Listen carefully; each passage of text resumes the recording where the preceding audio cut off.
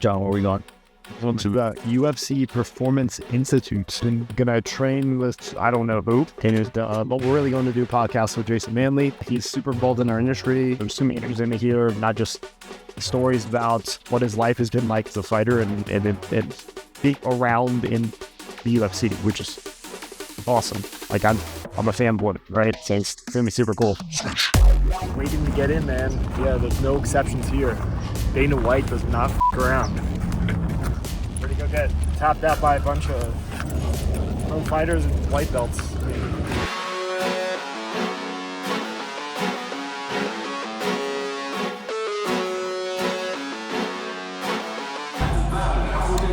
Like I just got worked.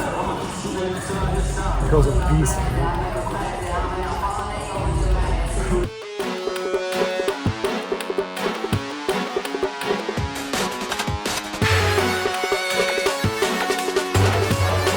This is terrible. No, I'm gonna tap early.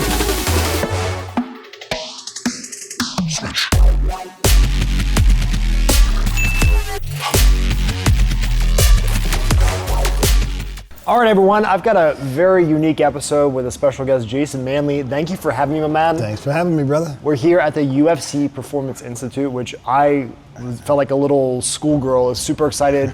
Jason was kind enough to take me in to train with actually some high-level UFC fighters that you see on TV. Absolutely. So it whooped my ass, good too. That was good awesome. stuff, man. You held your own, brother. You did good. You did real good. Best, man. Yeah, absolutely. So I'm excited to sit down with you because our goal with this channel is to expand out of our very hyper niche performance, affiliate marketing, lead gen pay-per-call to bigger, broader things. And you've done a lot of things, man. You're in that world, but you're also in the e-commerce space and you're in the fighting world. Absolutely. So, yeah. 2025, you've been a black belt for 15 years, almost, more or less. When did I get my black belt? Yeah, right around there. Yeah, it's been probably at least around there. Yeah. So take us back to 2000, I'm guessing, is around the time you started training, plus or minus. Late 90s? Mid 90s actually. Mid 90s. When I started training was probably maybe 94, 95-ish. I started training in the garage, as most people back in that day did. In Cali?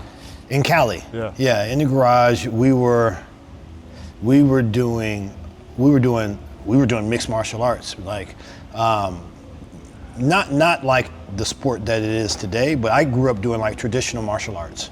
So I did all the karates and all that, the taekwondos and all that kind of stuff. I dabbled with all of that as a kid because I grew up, in, to me, like the greatest martial arts movies era of all time. So you had all of the great, like the Karate Kids and all the great Van Damme movies. Chuck Norris, right? Bruce Lee. You had all of these, that era that where the martial arts were like, they were huge, So whenever like a new movie would come out with like a new style of martial arts, I would like beg my parents to like, oh, I want to go do this, I want to do that. Or I would put the movies on TV and I would rewind these fight scenes over and over and I would mimic the moves until I learned Rush Hour, right? Rush Hour 2. Right? Well, yeah, listen, during that time, I was probably growing up watching like, I'd say my favorites like Enter the Dragon with Bruce Lee and all the Chuck Norris movies. Game of Death was probably my favorite, Bruce Lee. American Ninja, like all of the like,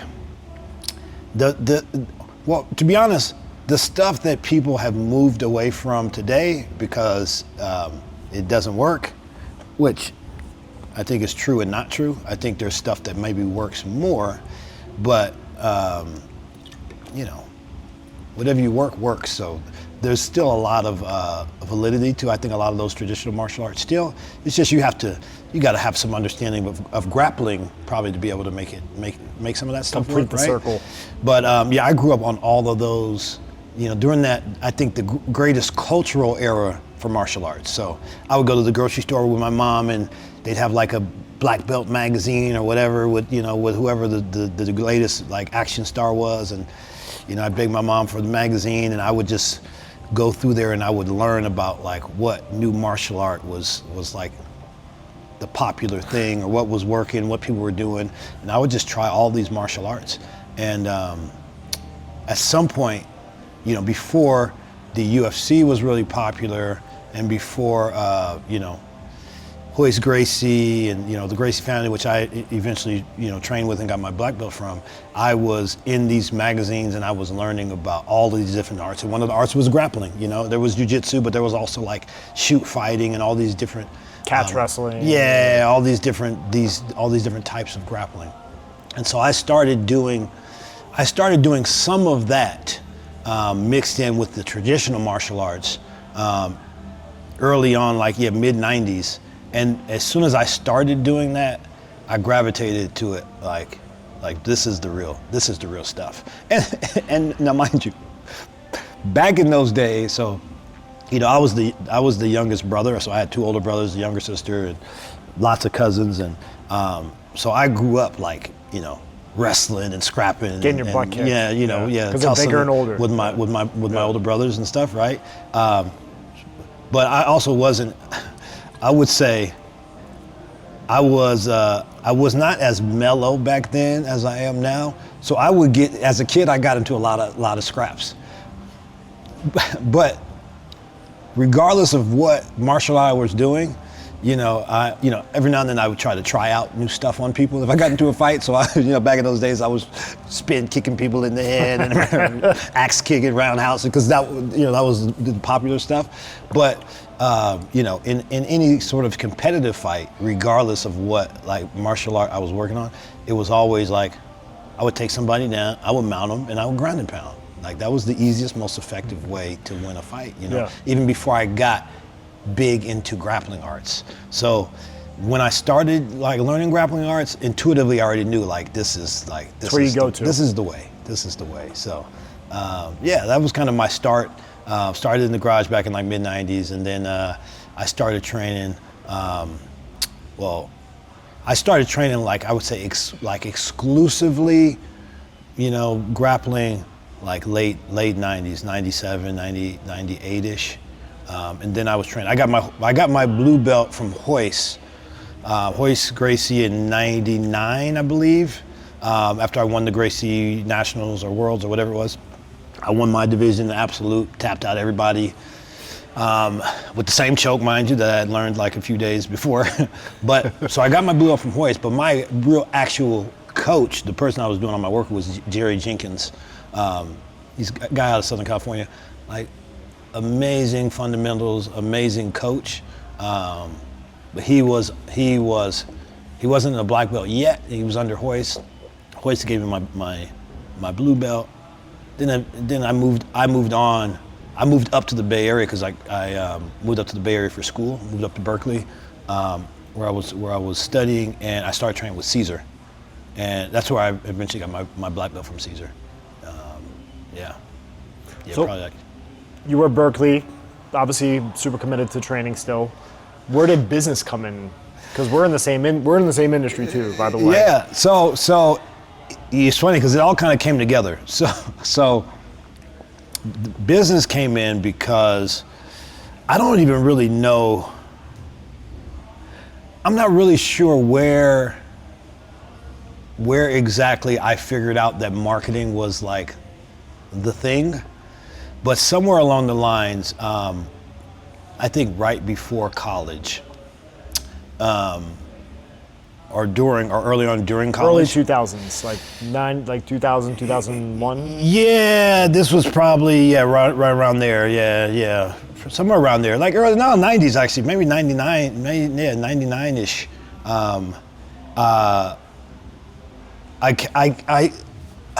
I learned through, so let's kind of step back a bit. So during that time, I had a family that was in the entertainment business, specifically in the film finance business. In fact, we financed, a few of those martial arts, those Jean-Claude Van Damme films. Wow, a bunch of other ones. But my aunt, she'd been in this space for 30 plus years. done hundreds of big films. So I was working with her and learning the entertainment business. And I was actually learning that business specifically because I was very interested in the music business. And so I was doing some work in the music business, and me and a college buddy of mine had started we started out a record label that ultimately turned into a marketing company. But I was interested in the entertainment space, and just kind of working and kind of learning that space. I realized that it's kind of the key to all of it was marketing. Like marketing sales is like drives everything. Like it doesn't matter. It doesn't matter like what you're good at and what your skill set is. Like if you don't know how to market it, you're not going to be successful at it. So somewhere through all of that kind of process, I learned that. I would say one of my older brothers helped me with that a little bit too, because he was because as I mentioned before, I was kind of I got into a lot of fights when I was a kid. So I was going to like a private school, and my brothers were going to a public school. Oh wow. Yeah. So my parents were trying to keep me out of trouble because I was, I didn't look for trouble, but like if somebody wanted a problem, I was. You're down. For me now, like it takes a lot for me to like. It would take a hell of a lot for me to get into anything with somebody. But back then it was like, oh, cool, yeah, you want, okay, yeah, let's fight. I got some moves I want to try out anyway, right? But so I was going to private school, my brothers were going to public school, and then I transferred. My parents transferred me later on to public school, and when I got to this public school, my older brother's a couple years older than me, but I'd see him on campus, and I was like just all into sports. I wasn't like into girls or. I was just focused on sports, right? I was an athlete. And then my brother was like the ladies' man on campus. Like everybody that he would see is like, all the girls give him a hug, what you doing? And so when I started like to see him and how he interacted with people, that was kind of my first foray into marketing. And selling yourself, because that's what he was doing, like the way that he interacted with people, and not just the ladies too. Like he was a big relationship guy. He was friends with everybody. Everybody would do anything for him. He was a marketing and network guy, and he still is. So that was my first kind of like, oh, you know what? Like I should be a little bit like that. You know what I mean? I should be a little bit like that. So. I think that was my kind of first step into it. And then so when I got to Cal, initially I was going to, I wanted to do law. I wanted to go into the legal world. And I realized this is absolutely not what I wanted to do. And so so at Cal at the time, they did not have a marketing major. Like you couldn't just like, oh, I'm going to be a marketing major. But they had a few different, things that you could do on campus through there was a couple of different departments through like the business school and like it was with the business school and something else, but you could basically like you could create your own major. Like you couldn't just create something ridiculous out of thin air, but if you had something like sensible that you wanted to major in that they didn't offer, you could like present it and you could create your own major. That's kind of badass. And that's what I did. So I took I took a bunch of classes at the Haas School of Business, all of the marketing and all the business classes, and they had some other marketing classes, marketing and advertising classes and stuff that were outside of the Haas School of Business. And the main textbook for one of those classes was Ogilvy on advertising. And so that class was probably like, it might be the only class I paid attention to at all. Like probably the most valuable class. It was the only class that was interesting to me at all. Like everything else was like, you have all these requirements, like, I took statistics. I have no clue how I passed it. Like, yeah, we had freaking all of these, like, I don't even know, whatever studies. Like you had African American studies and Chicano studies and whatever studies, and like I took all of those classes. I don't know how I passed any of them because I don't remember anything from any of them. But that is the only class that I could remember at all. And then some marketing class. We had like a marketing research class, and all these. Most of those classes, even like the marketing research, to be honest, even like the classes at High School of Business, great school, but like traditional, like traditional marketing and like stuff that you learn in the textbook on college campus, it's theory. It's 100% theory. Most of them never ran businesses. Not at all. So the funny thing was, what really got me like into marketing and the best classes that I had were actually when I would come to Vegas for summer school. So I would come here for summer school. I'd come here and I'd like train, and I would spend the summer here, and I would take summer school classes. And I took summer marketing classes here under a guy named Jack Shabrowski, who was I think he's still at UNLV. But he was like an amazing marketing teacher. Like his classes were super interesting, and he actually he wasn't just a professor. So he like did stuff with the casinos here and had some actual real life experience in marketing. So so I would say that was kind of my first like real interest in marketing. And so, after graduating, and even while I was in school, I had started a couple of ventures and stuff, and I had a couple of college buddies that we started a couple of companies and stuff with, some actually that still exist now. But a lot of that, most of that stuff wasn't in the direct response space. So we actually, I actually like the fruition of the stuff we started in college is actually a company that still exists now called Ankh Marketing. And I've got my brother Kamel Jacob Bell that's up in San Francisco that runs that. We did a ton of events. So like we do concerts, we'd host events for like a lot of the tech companies up in Silicon Valley, and all kind of stuff today. So, and we still do a bunch of various ventures today, but that was like an urban events and marketing company. So we do, I'd say, probably 80% of all like the hip hop and R&B concerts in the Bay Area. Oh, wow. We've done everything from Jay-Z to Kanye, That's badass, Lil Wayne, all that good stuff. But yeah, I was operating, in that space for a while. I've had a couple of different mixed martial arts related companies, clothing companies. You owned a gym at one point? Several gyms. Several gyms? Yeah, Okay. I've had several gyms. I had a gym in Berkeley. Me and Jake Shields had a gym together in Jake Berkeley. Shields, a legend. That's my brother, man. Jake, Nick, Nate, all those guys, Gilbert, Caesar. Nick and Nate Diaz. We all came up training together. Yeah. Me and Nick were training together like he was in high school.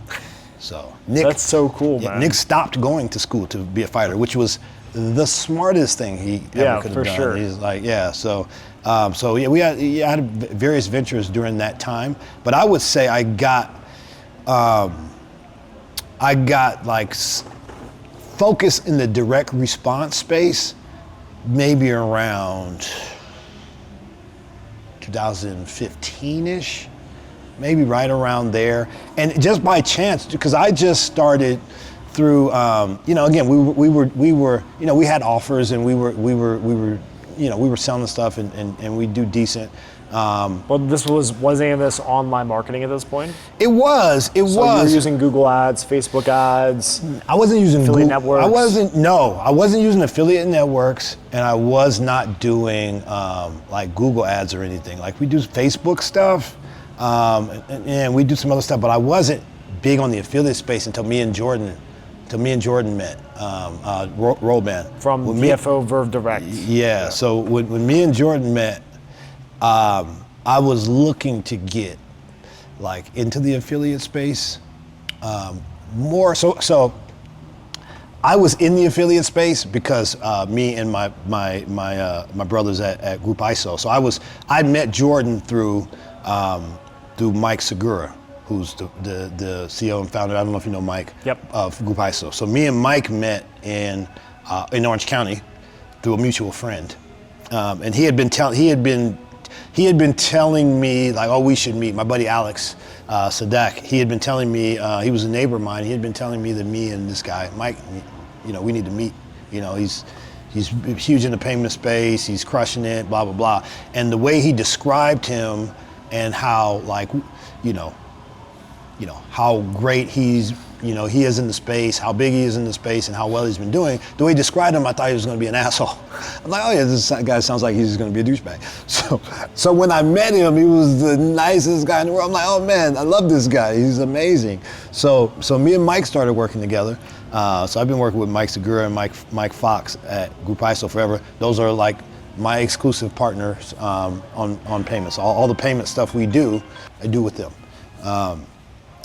And then Mike introduced me and Jordan at an affiliate summit, like back in the day.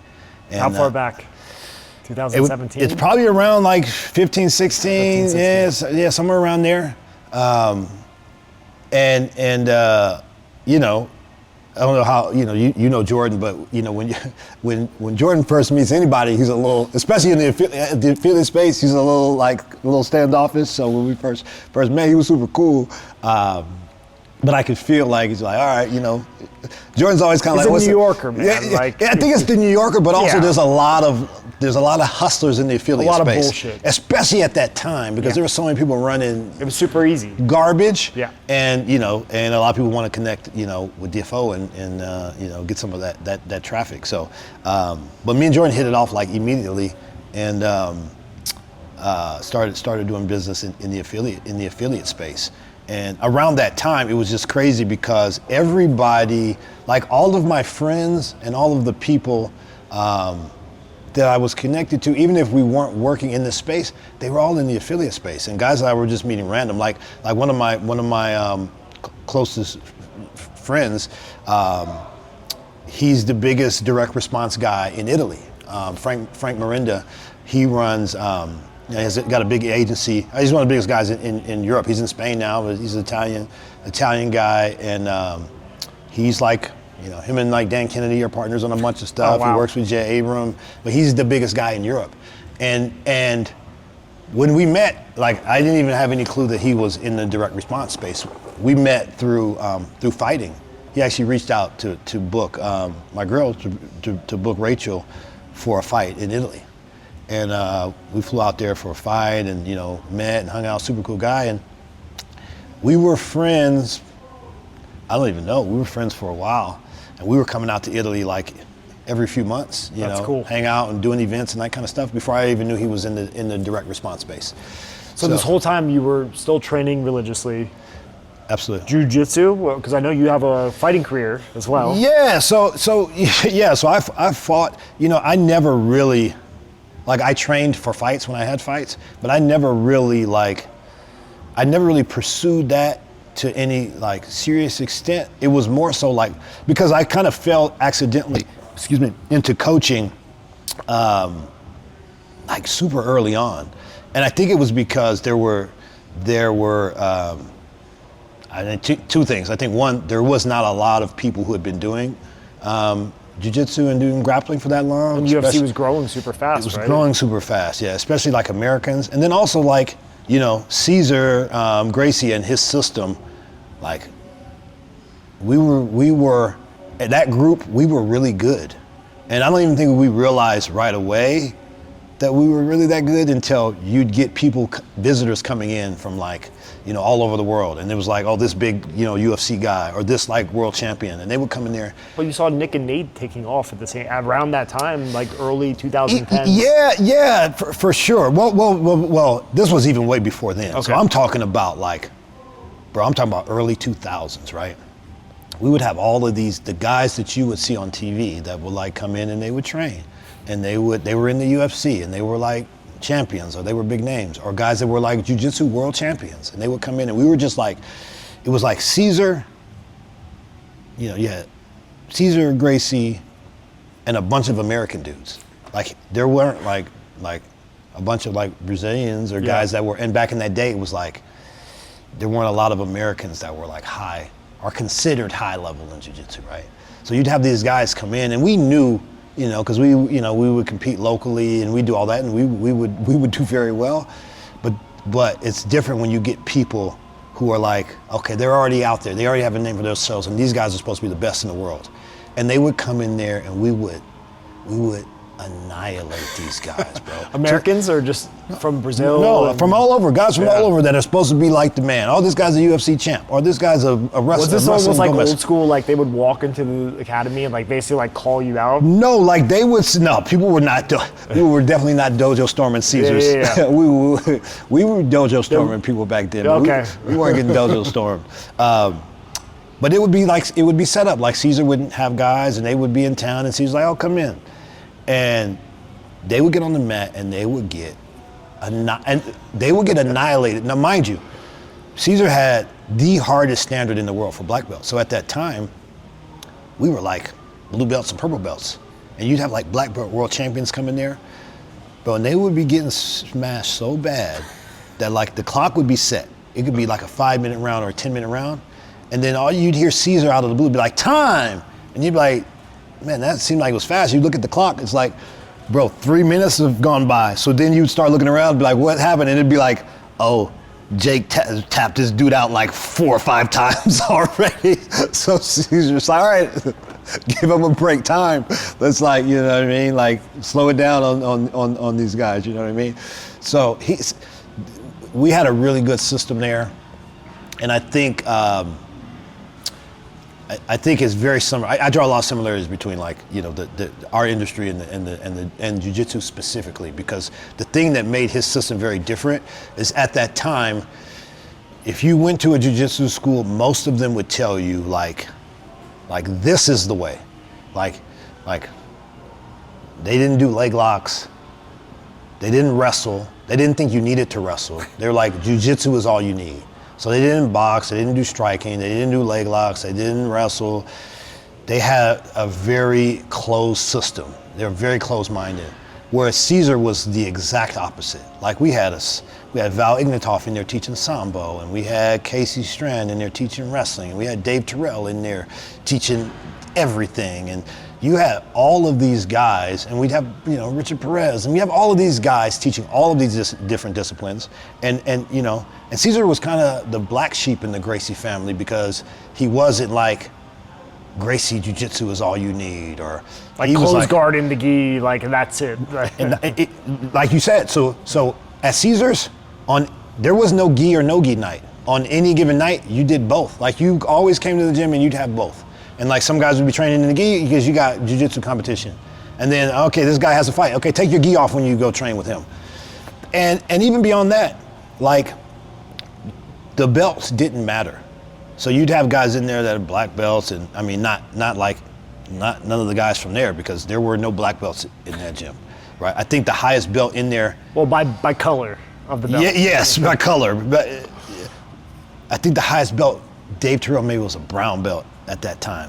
I think he was a brown belt. He could have been a purple belt for all I know, but I think he was a brown belt, and he was annihilating black belts, like world champion, like to the point people wouldn't train with Dave. Like guys would come into the gym, and I understand too, because Dave was a beast. He was a super nice guy, but winning was his number one objective. So like, it was on you to tap.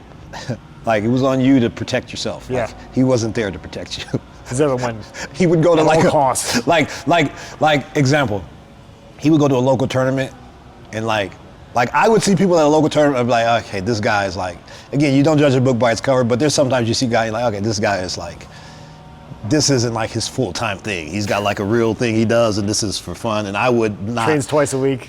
Like if I caught them in something, I wouldn't be like, oh, you didn't tap. Like, sorry. But that thought is not crossing Dave's mind. It's like, at all costs. If you got on the mat, like, you have to deal with whatever happens, right? So, yeah, during that era, it was, I don't even remember what we were talking about, but yeah. We're going back to like your training through all of this as you were getting into the business world more, and affiliate marketing, online marketing space. Yeah. So I draw a lot of similarities between the way that I approach training and the same way you approach like media buying and just this industry as a whole. And Caesar was very good about that in terms of how he approached our training.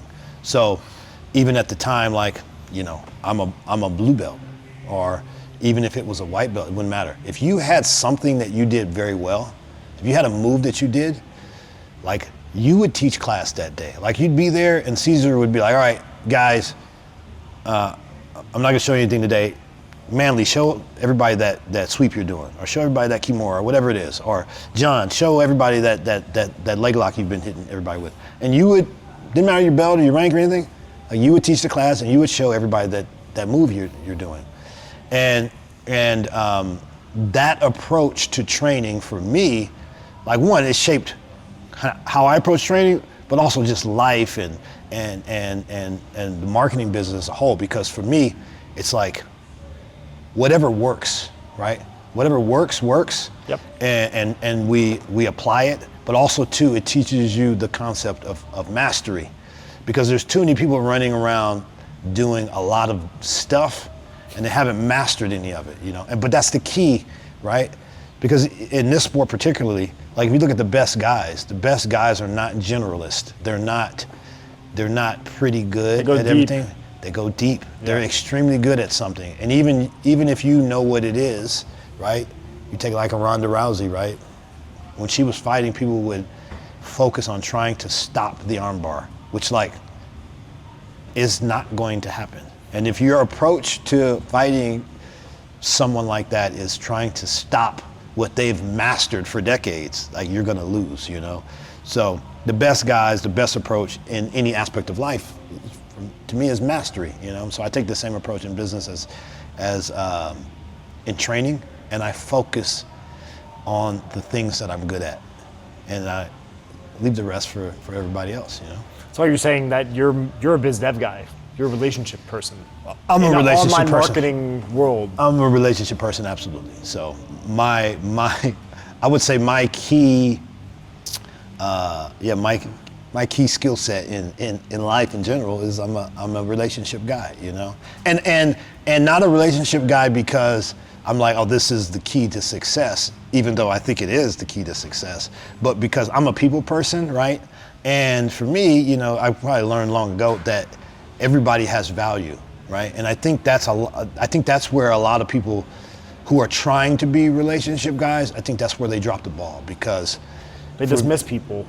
You see a lot in our space. Because they're looking for like the decision maker, right? And you can see it in their conversation, right?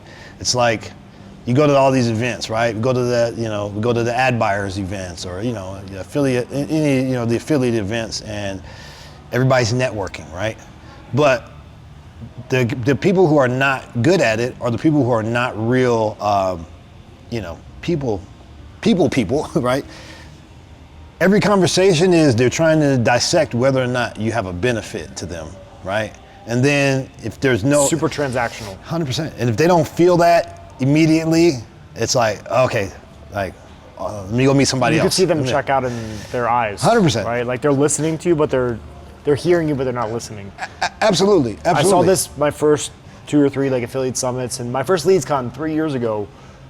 I came to Affiliate Summit. That was my first affiliate event, and then LeadsCon's kind of like basically like an affiliate event, right? Yeah, With like buyers. 100%. And I remember, like, I didn't know what I was saying. I thought I was an advertiser because I was like running ads, which is actually not politically correct. You get what I'm saying? I'm like a publisher. Or whatever you're a publisher. Yeah. So like I would say I'm an advertiser because I had no idea what I was doing, and then I would start explaining what I'm doing, and they could tell I didn't know what I was saying. They'd be like, okay, yeah, no, this guy's now they're probably regretting that they treated you that way now. You're crushing it now. So, man, right? But that's the thing. That is the thing, because you don't know what people's value is. Everybody has value. It might not be the exact thing that you're looking for in that moment, right? You might be like, hey, I need somebody that can, drive some traffic for me, or I need and that's cool. I need sometimes payments. you need a specific whatever you need solution. But the thing is, it's like,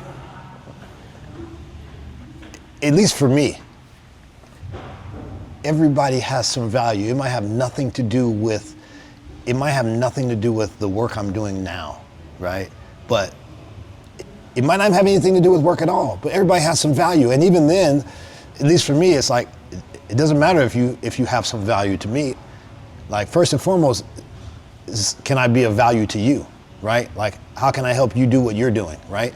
And when you take that approach to life, I think number one, you're happy in life, because that's a big part of needs for people. Like, you see guys who, you know, I see them all the time, guys that make a lot of money, you know, in this industry and other industries, but they're not fulfilled by making a lot of money because they don't really have any purpose beyond the money. Like, they're not contributing to other people's lives in any meaningful way. Yeah. Right? So you know, I'll take this space in general. Like, I work with fighters that make millions of dollars, and work with guys that are making, you know, that might clear, you know, 30, 40 grand in a fight, right? And if I took the approach of you know, this isn't enough value for me, or this isn't enough money, like, I don't even care. Like, I don't care if I go spend, you know, 3, 4, 5, 6 months with a guy and we don't make any money. I don't care, because I have a talent, I have a gift that can help you go where you're trying to go in life. And if that's all I ever get from it, that's amazing You're for filling me. the cup, baby. It's right? amazing. The money, 100%. comes. Yeah. But the thing is, when you take that, but you can't lose taking that approach, because when you contribute that way to people's lives, they always want to give. They want to give back to you, right? And so whatever that means, right? It might not be like monetarily, but it might be, hey, bro, you need to meet this guy, or hey, I got this, you know, opportunity, or whatever it is. You have those people that always have your back, that are always in your corner, that are always going to do whatever they can for you. Or it might just be, hey, you know, I got some young 20-year-old kids that are coming up in the UFC, and, you know, I have young daughters, so I might need them to go beat somebody up for me one day. Like, hey, Can't put a price on. There's You can, but there's a 15-year-old I can't go put hands on, but you guys. You're 17. You know how to fight. You can Go send a message. You can go send a message for me, right? But you know, I see value in people. So when I meet people and I have a conversation with them, but it might be years before we ever do anything, or we might never do anything together. But just like having good people that have that kind of love and support for you, that are always trying to help you and see what they can do for you, it's just a tremendous value in life in general. So that's always kind of the approach that I take in business, and I think it's been very beneficial for me. Do you feel like Jiu-Jitsu's taught you that? 100%, because I think people who don't, like, training is my life. Like, I can't separate myself. Like, I make money doing this, but I would be doing this if I paid a lot of money to do it, I would be doing it. And I think a couple of things are true about Jiu-Jitsu. I think number one, and just training in general, whether you do Jiu-Jitsu, you do MMA, you do Muay Thai, whatever you do. Training does a couple of things for you. I think number one, like if you look at all of the political turmoil and stuff that's going on, I think that generally happens because people are not connected enough to other cultures. They're not connected enough to people that come from a different cultural background, ethnic, social, financial. They're not exposed enough to people who are different from them.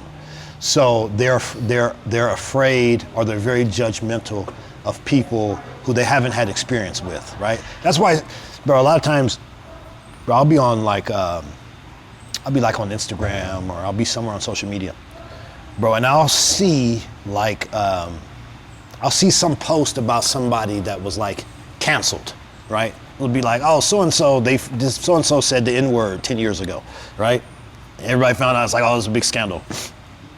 Bro, and I can't tell you how many times I've seen this, and whoever the person was, I've sent them a message. Like, I shoot them a DM, like, hey, like, you know, I know, like, you know, stuff's crazy right now, but like, you know, it'll blow over, don't sweat it. Like, I understand this position. I am not a fan of cancel culture at all, which is kind of ironic because, like, one of the faces of that was actually a friend of mine, Sean King, who I also met through the gym, through training. His daughter trained with me way back in the day. But I'm not a proponent of cancel culture at all, because it's like, you look into anybody's life, everybody has said or done something publicly or privately 100%. That like, if people found out, it wouldn't be good. Yeah. It wouldn't be good. And look, sometimes people say or do stuff out of just like anger. Sometimes it's out of ignorance, right? I would say it's generally a combination of both. But training, jiu-jitsu, to me, like, minimizes or completely eliminates that ignorance. Because you come into the gym and you might have some thought about like this type of person, right? Maybe you didn't grow up around like black people, or you didn't grow up around Mexican people, or you didn't grow around people who come from like this type of environment, right? They might be a little more hood or a little more, unrefined than you like. But then you meet them and you hang out and you're like, oh man, this guy's actually really cool. I really like this guy. And it also starts to give you an understanding of people like that, and maybe why they act a certain way or they carry themselves a certain way, and you have far more like understanding and forgiveness or just appreciation for where they come from. Like, I can't tell you how many times like I've met fighters or people that I knew publicly, but I'd never had a private conversation with them. And then I have a private conversation with them and I'm like, oh man, like, I thought this about you before I had a conversation with you, but now that you've explained your story, like, I understand why you move this way, right? And so I think training— You can make sense of it, right? Training absolutely exposes you to way more of that. And I think you're just, bro, you're fighting, you're brawling, you're like, you can't get any closer to people than you get on the mat. So even if you don't agree with people in the way that they think, like, you can appreciate them, right? Even in situations where people are absolutely wrong in their opinion, right? They're absolutely wrong in what they think. Like, it is proven that what you are saying is incorrect. But a lot of times when you meet them and you have a conversation with them and you start to learn about like their upbringing and how they grew up and so forth, you know why they are the way they are. And then you just make sense of it. And then you have a whole different perspective. Instead of like anger or hatred or disliking them. Fuck that guy. He posted something on Instagram I don't agree with. You really start to you feel for them, because you're like, I wish you had the experience that I had, because you will see life in a totally different perspective. So I love training because it keeps you grounded in that sense and gives you more empathy towards all types of cultures and backgrounds. Also, it's reality and the outcome. Like, that there's no space for, oh, I feel this way about what happened, therefore it's different than what actually, like, you're forced to deal with reality. It's like a controlled, small version of like what happens outside of the gym. There's no excuses. Right. It's jiu-jitsu is direct response. You are getting a result. You're getting an action. You make a move. You make a decision. You are getting an immediate response. Like, you know exactly whether or not the actions, the traps you laid are effective or not immediately. And you see that in marketing, right? 100%. Especially like lead gen, pay-per-call, e-commerce. Like, that's all a direct result based on everything that led up to that. Absolutely. Right? And that's the other reason. Regardless of how you feel. Regardless of how you feel about it, right? And that's also the other reason why I love training, because owning a gym and training is the best lead gen funnel anyone can ever have. 99% of my business, everything that I do, in one way or another came from having a gym and having members in a gym. Yep. And there's no like, there's nothing that even comes close, right? So even like, as much as like owning a gym sometimes is a headache, like it is the best form of generating leads that in my life that I've ever experienced. Same. Like, I've had, like, if I look at the people, right? And for me, I do business with people. So like, and that's also, that's also why my approach is like, it's the people approach, right? I never lead with business. It's like I meet people, like I go to all of the events, and I meet people, and I form relationships with people just over whatever our commonality is, right? And then as those people stick in my life, and like, oh, I really like this guy, like, oh, you know, I really get along with John, I love hanging out, like we just love doing stuff together, and we have a great friendship, then we're like, I want to make money with this guy, like because why wouldn't you? School business, right? 100%. So Yeah. all of my business really, you know, and our business is primary e-com and payments. So I work with Jordan Roadband and DFO exclusively on all my e-com, everything I do, you know, I do with them. I do with Jordan, and he's the best in the space too, so so that works out, right? But even if he wasn't, You like him. that's he does a really my good brother. job, That's so, my guy. exactly. But if he was the number 20 guy in the space, and the number 1 guy was like, "Hey, Manly, we gotta do some stuff together," like, this is my guy. I work with Jordan, like, so that's how it works. And same in the payment space. I work with Mike Segura and Mike Fox at Group ISO, and we do all of our payment stuff together. Anything payments related, any business that I have in that space, I do it with Mike. So that's to me how I like to operate. But I think it's also too the easiest way to operate, because you see guys all the time that, like, you know, they have a lot of different business dealings, but they don't really know their partners to that extent. Or don't trust them to that extent. And that's the main thing for me, because I know, look, if I'm doing business, me and Jordan are doing business. You know, I'm doing business with DFO and I'm doing business with Mike and the Group ISO guys, or any of that stuff. It's like, we don't need, the paperwork is irrelevant. Like, it doesn't matter, because I know these guys, and like, we do proper business. So regardless deep with the relationship. Yeah. So you don't have the stresses that most people deal with like, oh, this guy's gonna screw me over, or is this guy gonna do, like, I don't have any of those thoughts in my mind ever at any point in time, right?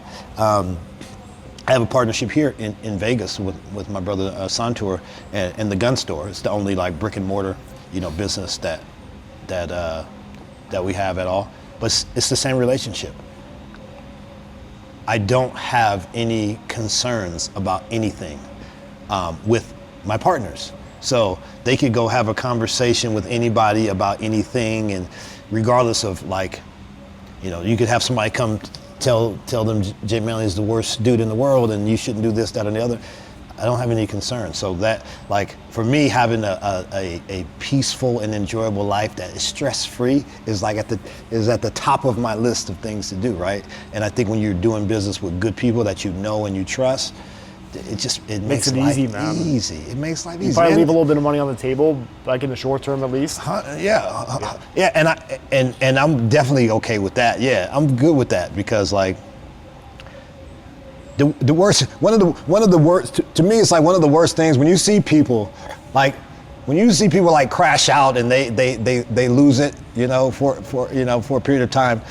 A lot of times it's because they did a business deal and they should have made a lot of money, and somebody fucked them over, right? Yeah. Somebody did something. Like, I don't really have those experiences, you know. I'm not. And the reality is, if I did, like, okay, cool. Like, I'm not doing business over here anymore, right? I'm gonna stick here, but I don't have those issues because I just have good partners in general. So, I think the peace of mind is worth. Even if you leave money on the table, I think the peace of mind is worth it. You know what I mean? If you didn't train jiu-jitsu, I don't think you would think that way. Like, as grounded with that idea as you do. No, dude. If I didn't train, bro, I would be super aggressive, right? Because like my actual style when I'm like, you know, I'm in here and I'm training, and the main goal for us when we're in here training is getting better, right? It's not winning, it's getting better, right? So we're going at a getting better pace, right? Unless we're exclusively, like, we're getting ready for a fight and we're training like at that pace, we're getting ready for competition. that's You different. go hard then. Yeah. I'm very aggressive when I am going. Like, bro, I probably have, I don't know, bro. I probably have at least 20, 30 matches, jiu-jitsu matches that are under 30 seconds, right? I have a ton of them that are like between a minute and minute 30, right? Because I'm very attack oriented. When the time's right. I'm attack oriented for sure, right? But that's not how I'm training regularly here. I'm training at a get better pace, right? So I think naturally in my mindset is very aggressive, right? But you wouldn't get that like, you know, talking to me or having a conversation, or even when I come in here and train, it's not super aggressive. But if I didn't train, bro, I would be probably super aggressive and I would probably be fighting all the time, right? And I think that's most people actually. I think that's a lot of people that train. It's like, they need to channel that. I said the exception would be like a Sean Strickland, because he trains all the time, but he's ready to fight all the time. Like, bro, I had to tell him, like, he'd be posting, like a couple years ago, he'd be posting videos all the time of him like on the street, like getting into like some like road rage incident, somebody's getting mad, and Sean's like, hey, you want to step out? You want to go? You want to spar? It's like, bro, you're like people know you. Like, you can't just be getting out of the car and beating people up, bro. As you saw, UFC took off, right? Yep. What, 2010s, like late, maybe like 2007, 2008, started getting more mainstream. Yeah. And you like intentionally or unintentionally were positioned to be like connected with some of the biggest names. Yeah. Did you ever consider maybe 2015, 2016, instead of going down this path with the affiliate space and Jordan, to go deeper with the UFC and see if you could build something there outside of what you do already? Yeah, so it's funny because I don't think I ever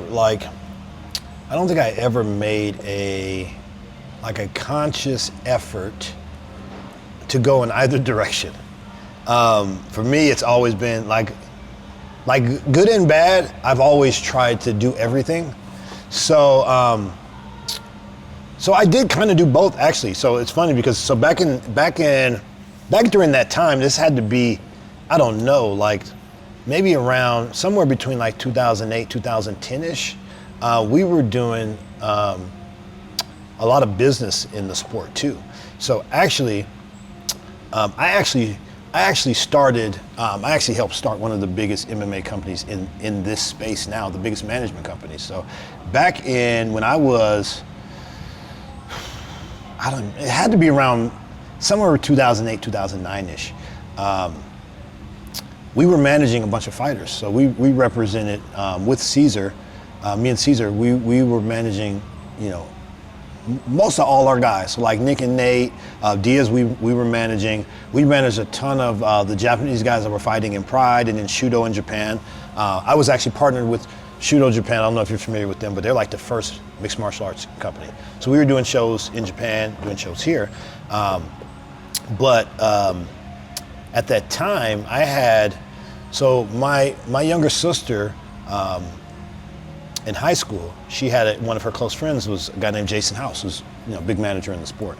And Jason at the time was interning for a guy named Ken Pavia, who had like a big management company. He managed like Tito Ortiz and Chuck and all those guys. And he was interning there while he was going to law school. And when he graduated from law school, he was supposed to be hired. And apparently, after he graduated from law school, like apparently Ken or someone, at the company was like, "Oh, you're not ready yet, kid. Like, we're not gonna hire you." So he was kind of like freaking out. Like, what am I gonna do? I got bills and all of this stuff, and like I need a job.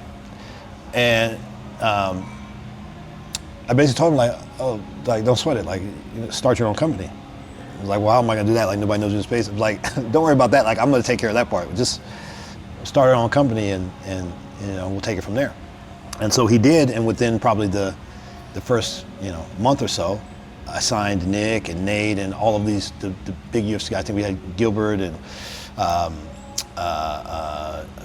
Jamie Yeager, and we signed a bunch of guys, and just it kind of took off from there. So the guys were representing the company, were representing Iridium in the ring. when they fought, so Nick and Nate would have their patch on, and we were doing all their sponsors and all of that stuff for years. And I had a few other partnerships over the years too in the management space. But yeah, that company is, I think, as far as talent, as far as the number of athletes, it's probably the biggest in the space. And then after a few years, we kind of went our separate ways because I was more interested in smaller, more boutique, just some of our higher end big name guys, and he wanted to go bigger, lots of athletes. Everyone. Yeah. So, but yeah, we went a pretty decent size in the MMA space on the management side, and we had one of the biggest clothing companies too. So I actually was partnered with a guy named Sugita in Japan. We had a company called In Spirit Japan, which is the biggest clothing company in the sport for a while. It still exists now, mostly in Japan. You don't want to see it here as much, but we did a lot of business in the sport for a while. We've done fight promotions. Me and my partner Steve Sigafus, we've done promotions. We've done promotions all over the world. We've done promotions in Japan, in China, here in the States, Hawaii. With Frank Marinda, the biggest direct response guy in Italy. We've done shows in Italy and all over the world. So we've done a lot of stuff in this space. And again, most of that stuff really was more like we really enjoy this industry, and so let's do some stuff. Not so much like, oh, Just this to is get big. rich. Yeah, not like this is a big opportunity. We're gonna make a bunch of money, and some of those we have made real good money from. But that wasn't really the push. Actually, we started a company. We started a company in the MMA promotion space some years ago, just because when Nick had his first fight in his first contract in the UFC, he was making like 10 and 10, so like 10,000 to show, 10,000 to win. And when that contract was up, I think they offered him like 12 and 12. It's like it wasn't a big bump. So we actually started doing some shows by promotion in Stockton, in his hometown. And we had Nick. We did a show for Nick. We did one with Nate and a bunch of other guys in the local area. And that's when Nick first left the UFC. And he started doing Pride. No, that round he did like. Pride was he was Pride, wasn't he? He was, Yeah. but that was later. During that first exit from the UFC, and he didn't get cut, he left voluntarily because he could make more money. Like we did our own shows, we did a few of our own shows, and then I think that was when Elite XC was a thing. He fought for Elite XC, which eventually became Strike Force, and so he did Strike Force for a while, and then he came back to the UFC. But yeah, we've done a bunch of stuff in the space. Some out of necessity, like the fight promotion and even the management company, and some stuff just because I think this would be fun. This would be fun to do. Like the Venator FC, which is the biggest show, I think in Europe, definitely the biggest in Italy. Frank started that show just because it was like he's a fan of the sport. It's like, oh, this is fun to do. Especially in Italy, there wasn't big opportunity to make money there. It's like you see in Dubai, like they push you Jiu-Jitsu just because they love it. They like it. They don't need it. They like it. Yes. No. Like Abu Dhabi, the ADCC, they started that out of just For love for the sport. Yeah. That's the whole reason. I mean, what are you That's making cool. money for in the first place? To do what you enjoy, right? Do what you like. So today and going forward, what are you most excited about and focused on in both the fighting space and then also the internet marketing space? So I'll talk about the internet marketing space first, because fighting, I start talking about it and I can go on and talk for forever. In the internet marketing space, a few things. So I've got a few brands, a few products that I'm working on with Jordan and DFO that I'm working on launching. We've got a pet product that we're pushing now, and we've got some stuff in the payment space. Specifically like crypto payments that we've gone big on. So with Group ISO and Form Payments, our partner Josh and David over there at Form Payments, we're going heavy on crypto payments. Not just payments, but payouts. That's like one of the big things that we're doing big volume on now. So I'm excited for that, and we're implementing a lot of that now with the affiliate network at DFO. So I'm very excited about crypto payments. I've got some stuff too in the payment space with Chris McDonald that we're working on that I can't quite speak on just yet, but I'm excited for that. And just I think getting more offers out there. We've got a few. I got a few offers that I'm excited on. Like what we were talking about earlier. That yeah, exactly. So I got a few offers I'm excited to get rolling on in that space. And just you know, honestly, a lot of what excites me about that space in general, it's very much like training. It's like sometimes I'll get these ideas. And it'll just be, a lot of times they're very niche or they're just random. And I don't even tell anybody about them, but I could just like go in and, you know, throw up a Shopify page and hop on Facebook and like, oh, let's like, see if it works. Let's see what this does. And honestly, for me too, it's not even like, the funnest ones for me are not even like, let's see if we can like, you know, scale this thing up crazy. Like, let's see if this thing that I like I can make this for myself and like, maybe make a couple of dollars off it too, right? Like I've launched a lot of like personal t-shirt companies and t-shirt offers that, you know, like it doesn't do crazy numbers, but it's like I can make my own clothing and I can wear this t-shirt that I like, and there's maybe a few other people that get paid to like do it too, and I can get paid. I can make a couple of dollars. So I enjoyed that part, I would say, of the space the most, but also too, I just enjoy like finding new opportunities. Like, again, I'm a people person, so I enjoy going to the events, meeting new people, and just finding ways where, like, you know, we can do business. You know, we can not even do business, but just like, you know, like Brandon Bowski's like, you know, close friend of mine, and we haven't really done any real business. We met through Jordan. Initially at an affiliate summit years ago, but that's like my brother, and I'm sure at some point somewhere like we're gonna do some business. We're gonna do some business together, or we're gonna help each other in the businesses that we're doing now, right? Like we do that all the time. It's like, hey, you know somebody here or there? Yeah, absolutely. Actually, I do. Yeah, let me connect you. You know, so that's actually probably where I get the most joy from it. So I'm just excited to see what the new opportunities are. I'm gonna go hit this Geek Out event in Greek Out.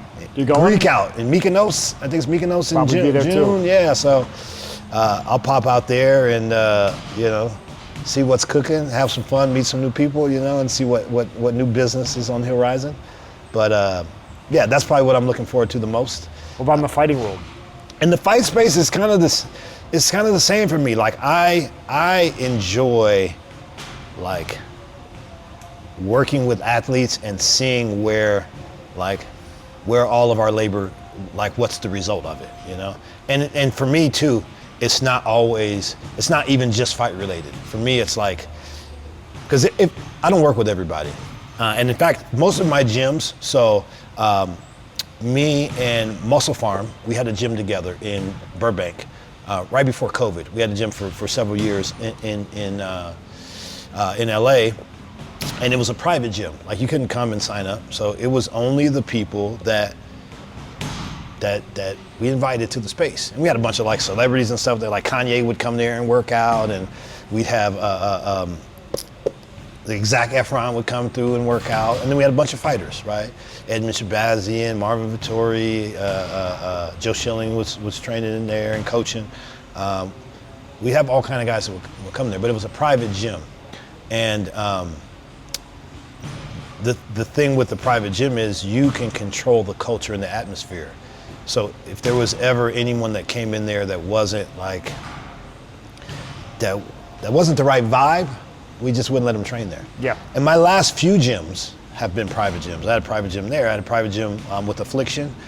When I first moved to Southern California, I had my own private gym in Newport for a while, until Vice like did a story on it and they like blew it up, and then I had like neighbors, like, because I was like in a residential area. Yeah. My neighbors were, the city was on my back, but yeah, most of my gyms recently have been private gym, and this is a private gym. So, so the people that I work with are people that I want to work with, people that I like. We share similar values, similar vibes. And so I am excited when I see just their growth in life in general.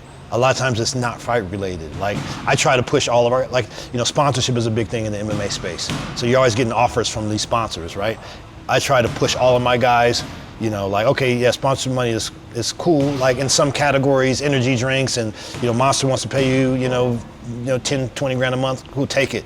But I try to push all my guys to create their own offers also, right? That's really how me and Jordan actually started really connecting early on, is because I kind of came in when the Nutra space was like everybody was like killing it in Nutra, and we had a bunch of offers that people were offering us on the sponsorship side for athletes, and a lot of them were like Nutra products and so forth.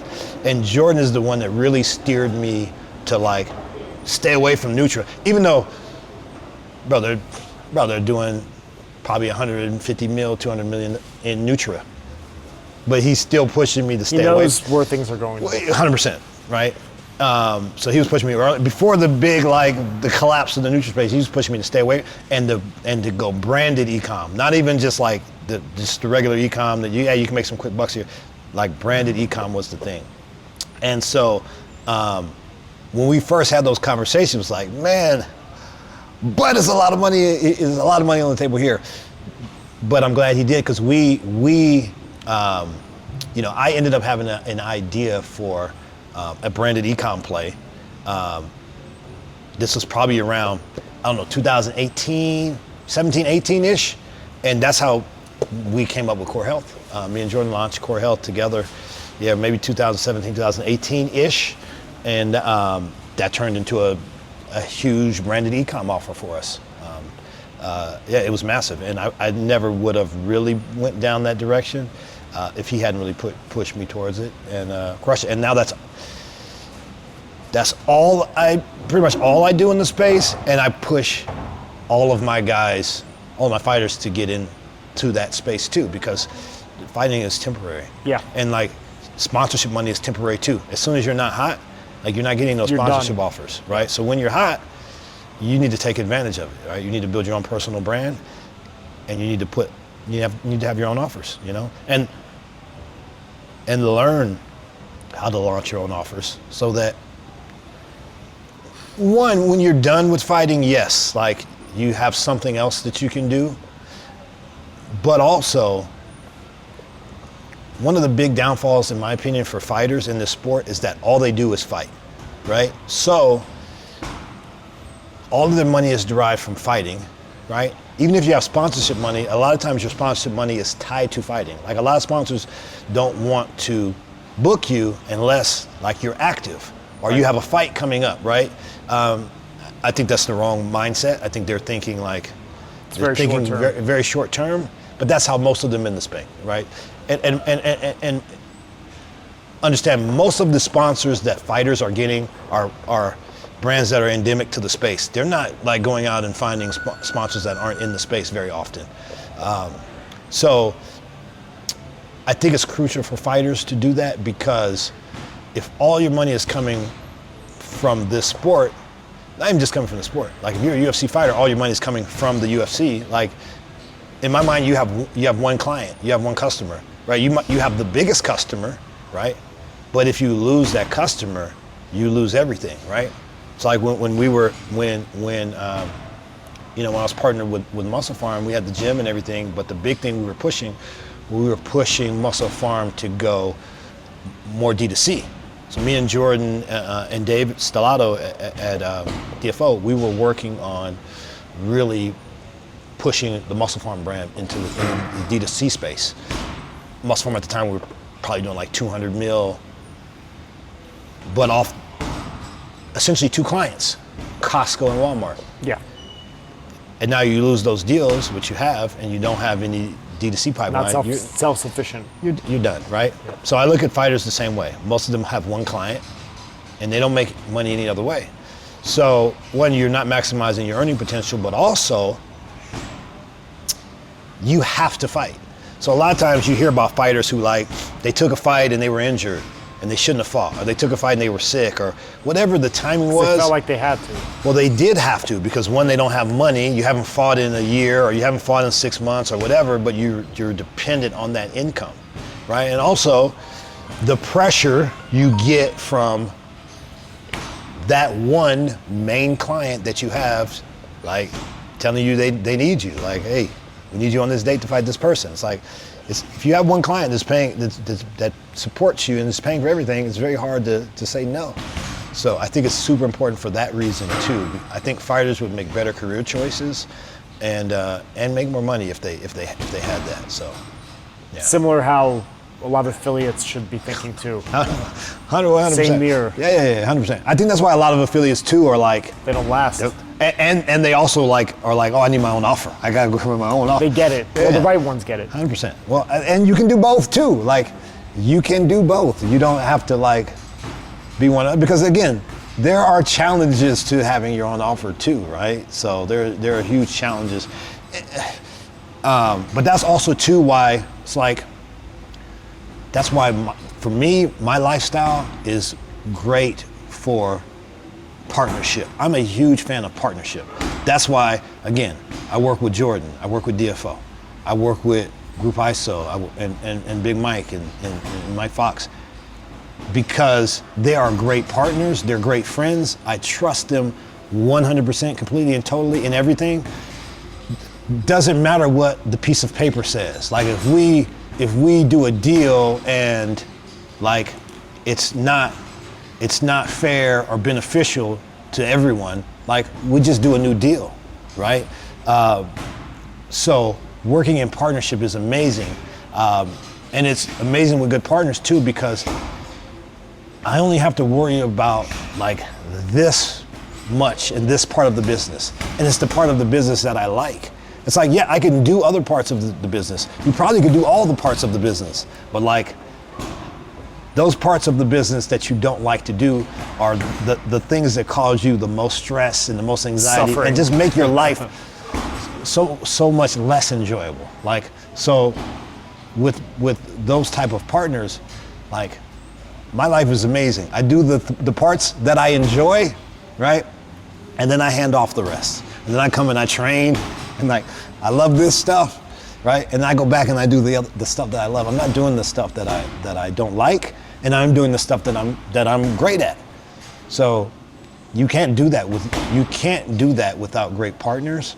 And you can't do that, I think, being greedy also too, because I think people get too greedy and they want to own 100% of everything. It's like, yeah, but you also own 100% of all of the stress and all of the things you don't like, and all of, like, you own 100% of the downside too, and you don't have any support. Like, life is much happier to me when you're doing it in partnership. You're doing it with great people. That's the better way. I think another friend of mine who I think is amazing. He's one of the few guys I consume like all of his content in the space, and he also trains, is Ezra Firestone. Ezra put it perfectly, his slogan, serve the world unselfishly and profit. And I think you profit best when you serve the world unselfishly. Yeah. You know, and you're far more fulfilled and you're much happier because you're not dealing with better version of yourself. You're not making all of the money, but you're not dealing with all of the stress. In fact, in my experience, you're not really dealing with any or much stress at all, because you've got a lot of people carrying the weight with you, you know? Yeah. Dude, how can people connect with you, learn more about merchant processing, your e-com offers, or come train with you? Listen, I'm always active on Instagram. Is probably where I'm most active, bro. If you're if you're in this space, bro, shoot me a DM.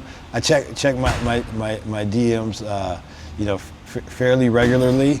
I'm at all of the DFO events. I'm at the Geek Outs. I'm at affiliate summits. I'm available. You can find out more, about any of the stuff we're doing. Either, hit me up or DFO, Jordan, those guys directly. Group ISO, form payments, for any of the payment stuff. But yeah, I'm an open book. I'm always free and open to talk to people about anything, and yeah, training, e-com, payments, all that good stuff. Awesome, my man. Life. Yeah. Thank you, bro. Always, brother. I Thank appreciate you. I appreciate My pleasure, spending the day brother. with you, Thank too. you, my man. Yeah, thank you. And if we haven't already added, we're going to show some footage maybe right after this, or if it's not already in the video, of him whooping my ass and literally carrying me around the mat at some point, I'm sure. So, it was awesome, man. What a great day, bro. Thank you again. Thank you, brother. It's crazy how many people in this space are either in grappling or getting into it now. But it makes sense because this is it. It's a mirror. It's a thinking man's sport. Yeah. It is. Grappling is all. It's all how you think. It's setting traps, right? It's setting traps. It's predicting. It's predicting. It's setting predictable responses. That's all grappling is. It's like, I go in this position, I think you're gonna do A, B, or C. And then when you do, I'm gonna go here. And when you do this next predictable reaction, I'm gonna be there, right? But it's 100%, it's a thinking sport. So media buyers, a lot of them are new in it, but when you get good at it is when you realize that it's all thinking. Like, the only thing that separates Problem me and solving. you, that's all it is. Yeah. But, and not even beyond problem solving, it's problem predicting. It's like, I am predicting, like I am going to set, as soon as we get on the mat, I'm gonna go to a set position, and I know for certainty that you're probably going to do one of three things, right? And the more you trained, right? Well, listen, it's like the less you've trained, like you've never trained, you'll be far more unpredictable. And then once you start training, between like you started training to, in between that gap of like I've started training, I've been training like, a year to like I've been training 6 or 7 years, even up to 10 years, right? This is all super predictable until you get to like, I've been training like 10 or more years, and now I understand like the concept of like, I need to hide my traps. Like I can't make all of the predictable responses, right? Right, so it's like you're setting traps for traps, right? But in this space where it's like, I've been training like, a few years to I've been training 10 years, it's super predictable. So all you're doing is like, I go to this position and you're gonna go A, B, or C. And you do A, B, C, and then I do this, and I know you're gonna do this, this, or this, right? You do that 2 to 3 times until like you're stuck. Yeah. Like you're in a triangle, or you're in a kimura, or they took your back, right? It's game over. But that's all it is. It's all just, it's just setting patterns, right? And predicting what's gonna happen, right? And that's all direct response is. That's all it is. It's like, you're setting hooks, right? I'm doing the same thing, right? I'm gonna put out a couple of hooks here, and you're gonna follow, right? And at the end of the day, like, I'm gonna convert, right? Now, I might not it might not be the first thing, right? It might not be the first thing I go for, right? I might turn to a hip and I'm gonna wait for you to try to pass. I'm gonna overhook and I'm gonna triangle. And then you might posture out of the triangle, but I knew you were gonna posture out of the triangle. Yeah. So now I'm gonna go to the omoplata. And then you're gonna posture on the omoplata, and then might roll through for the darts, right? But I knew all of that in advance. The moment I turned to a hip and baited you to go pass, I knew that you're gonna put your arm in for an underhook and I'm gonna go triangle, right? Or if I'm on the feet and I'm leaving the right leg out, I know you're gonna shoot the single, and then I'm gonna lock your head, I'm gonna sit and roll, I'm gonna come on top, you're gonna try to come back on an underhook, I'm gonna grab your neck, I'm gonna choke, you defend the choke, I'm gonna go try. It's all just predicting human behavior. That's all it is. That's all marketing is, all jiu-jitsu is. So I think when you get marketers in the space, even the guys that are new, like the guys that are great media buyers, great copy guys, when they get out, because when they first start doing it, they're all super physical. They're, how strong can I be and how can I, But when they get away from that and they start thinking about it the same way they think about, media buying or writing copy or whatever, when you start thinking about it that way, then it becomes easy because you realize that jiu-jitsu is a thinking sport. It's all about you predicting what they're gonna do. Like, you set this and how are they gonna respond? I go to this position, how are they gonna respond, right? And so the only difference between, it's like the guy who is more skilled, it's like I'm creating the offer, right? And I'm selling it to you and you're buying. Like, when I submit you, like, you bought Deal it. closed. Because it's about who is presenting the offer and who's reacting to it. Like if you notice when me and you train, like anytime you go to a position or you set grips, I just block them. I just block them until I get. You knew where I was going before. I get to, well, whether I know where you're going or not, it doesn't matter. Especially if I don't know where you're going, I'm not gonna just let you set that grip. I'm gonna stop it because I don't know what you're trying to do, right? But the opposite happens. Like, I sit to a hip or I leave a leg and I'm waiting for you to do what I expect you to do. Like, oh, you put your arm under there. Cool, I'm gonna triangle. Or I'll grab the single leg, right? I'm waiting for you to take the offer, which is giving me a predictable reaction. Now you've given me a predictable reaction and I have